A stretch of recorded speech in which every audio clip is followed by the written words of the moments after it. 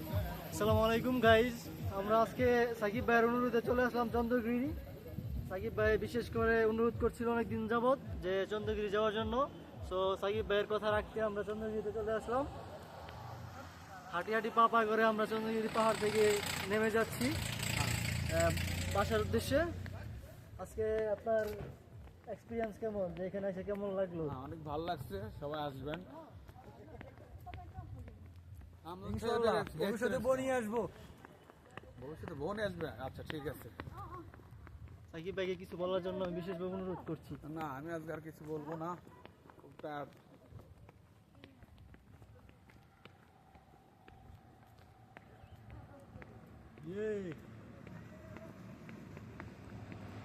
আজকে ব্লগ এই জায়গায় পর্যন্ত আমাদের শেষ। টাটা।